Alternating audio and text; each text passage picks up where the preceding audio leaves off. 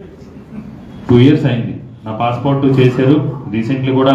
అన్నీ అయిపోయినాయి అనుకున్నాం, ఏదో పోలీస్ డిపార్ట్మెంట్ కింద ఏదో అనుకున్నాం. మళ్ళీ కొత్తగా మొన్నే వెరిఫై చేస్తే మళ్ళీ కొత్త ఎఫ్ఐఆర్లు 3 ఎఫ్ఐఆర్లు ఉన్నాయి. ఆ ఎఫ్ఐఆర్ ఎప్పుడు వేసారో కూడా నాకు తెలియదు. ఇంకొక కేసు అయితే అసలు సంబంధం లేని కేసులో ఇరికించి అలా కేసులు రన్ చేస్తున్న పరిస్థితులు ఉన్నాయి.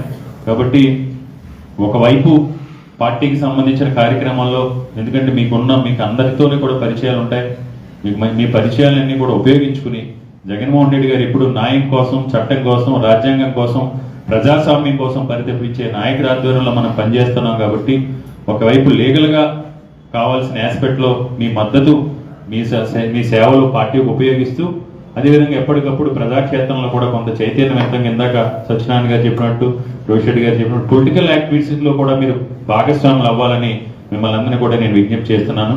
ఈరోజు జగన్మోహన్ రెడ్డి గారు లీగల్ సెల్ మీద ఎంత నమ్మకం ఉన్నారంటే